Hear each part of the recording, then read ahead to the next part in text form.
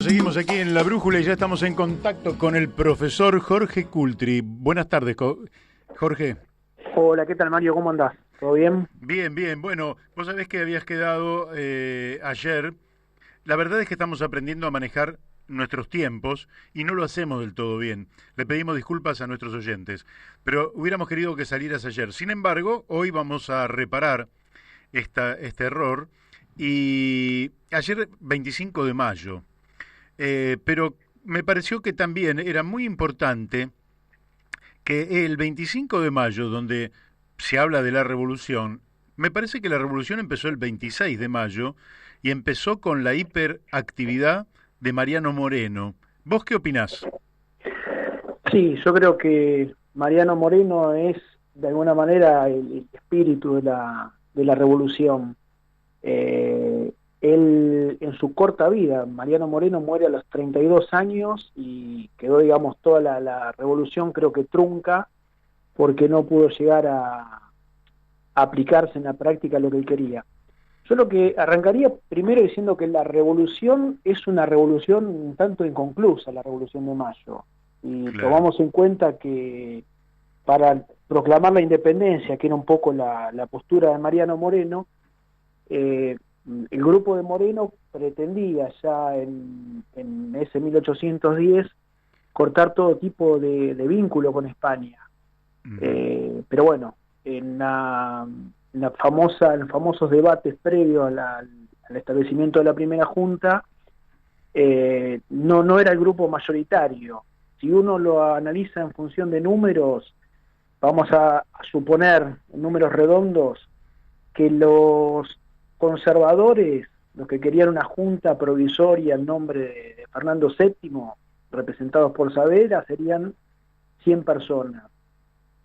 Claro. Perdón, los moderados, esos serían los moderados. Los conservadores, que estaban representados por el obispo de Buenos Aires, Benito Lué, serían también otra cantidad similar, unas 100 personas. Y los revolucionarios eran un grupo minoritario, serían 50, 60 personas.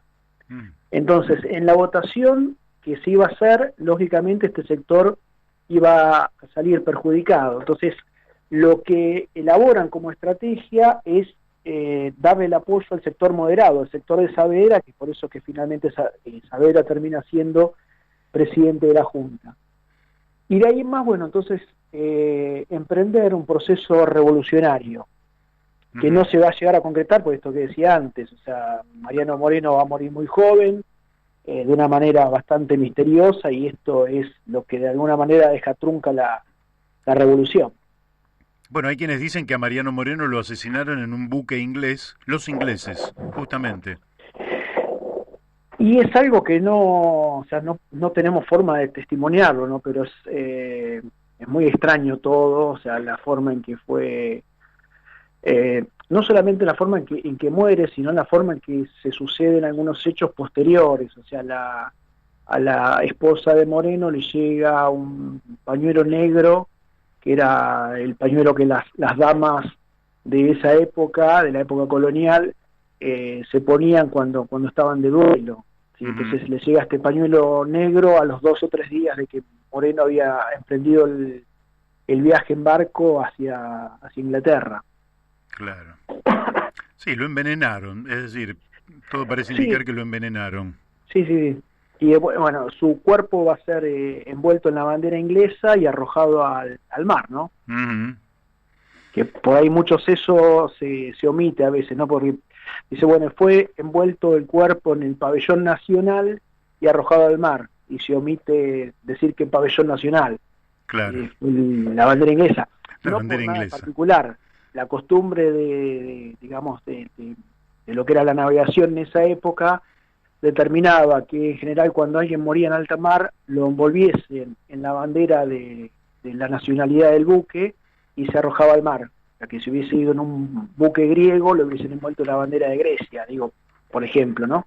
Sí, Pero bueno, sí. justo era un buque inglés y por eso es que lo envolvieron en la bandera inglesa. Jorge, y si vos tuvieras que definir las tres o cuatro medidas más impactantes de Mariano Moreno, evidentemente el fusilamiento de Liniers es una decisión que toma él.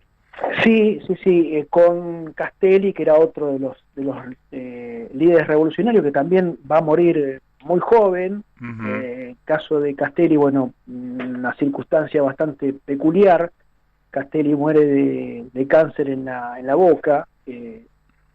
No se sabe exactamente los motivos, algunos especulan con que se quemó con un cigarro y eso le habría generado el tumor que derivó en su muerte, pero de alguna manera también, digamos, los que simpatizaban, dentro de los que estaban estos grupos, digamos, revolucionarios, tenemos a Mariano Moreno, que también va a morir joven, ¿no? Entonces digo, como que de alguna manera la propia revolución se fue extinguiendo porque se van muriendo las personas que realmente tenían el espíritu revolucionario.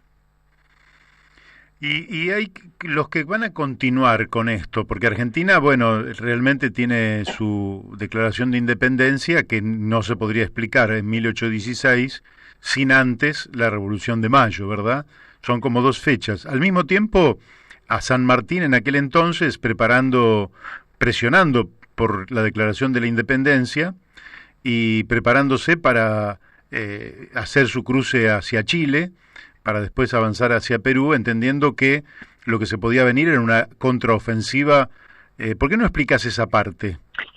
Sí, ahí hay una cuestión que, o sea, ayer lo comentaba este colega Cristian que habló con vos, y sí, también había hecho una referencia más o menos similar Jorge Rulli, del tema del federalismo.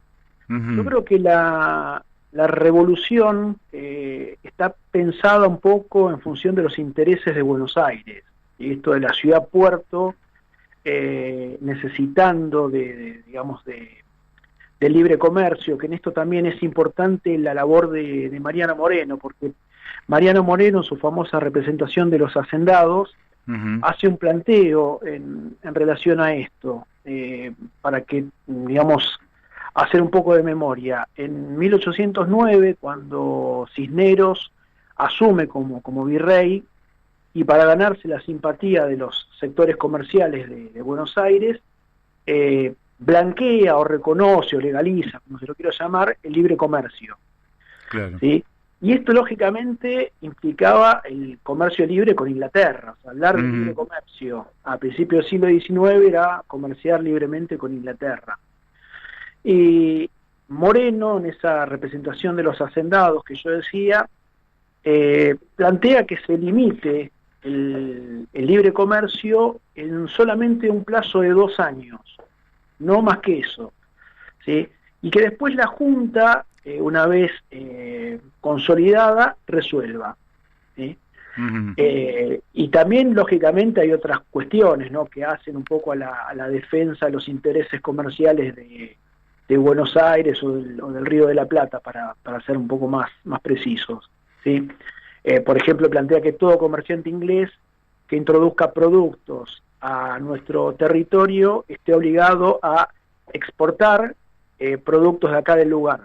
Por lo menos el 50% de lo que había ingresado debía salir o debía exportarse productos de esta tierra. ¿Sí? Como para entender un poco esto, porque en general hay cierta historiografía que los encasilla, Moreno, a Belgrano, incluso el propio Castelli, bueno, eran liberales. Lo que hay que reconocer es que, bueno, eran liberales porque en ese proceso histórico el liberalismo empieza, digamos, a tener un auge, un crecimiento, sobre todo a partir de lo que había sido la Revolución Francesa. Entonces, en lo que se refiere a cuestiones políticas, sí, eran liberales, ellos estaban de acuerdo con esto de la división de poderes, la periodicidad de los cargos y todo lo que tiene que ver con principios, digamos, liberales. No tanto en lo económico, ¿no? Cuando uno ve lo que es la representación de los hacendados, uno se da cuenta ahí que Mariano Moreno no era precisamente un liberal clásico. Jorge, si hiciéramos ahora un salto de 210 años, ¿no? Y nos venimos a la actualidad, vos dirías, la revolución en aquel entonces quedó trunca. Perfecto, en aquel entonces. Hoy, ¿Cómo están los ideales de esa revolución? Que quizás haya sido Esteban Echeverría el que mejor los ha expresado en el dogma socialista, ¿verdad? Sí, yo creo que la revolución nunca llegó a consustanciarse, ¿sí? O sea, arranquemos desde el principio. La revolución de mayo es una revolución bastante peculiar. Cuando uno la compara con otras revoluciones que hubo en el mundo, revolución francesa o revolución rusa, revolución cubana, eh, siempre, digamos, hay enfrentamientos, hay resistencias, hay personas que mueren.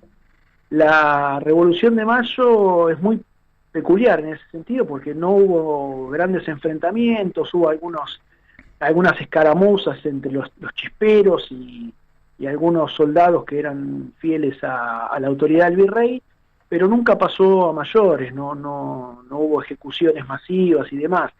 Y la única víctima, podríamos decir, de todo este proceso termina siendo Liniers, ¿no? Que se resiste a reconocer a la Junta y termina siendo fusilado. Ujú. Pero no, cuando uno lo ve, digamos, como un proceso de cambio así radical, no están dadas las condiciones.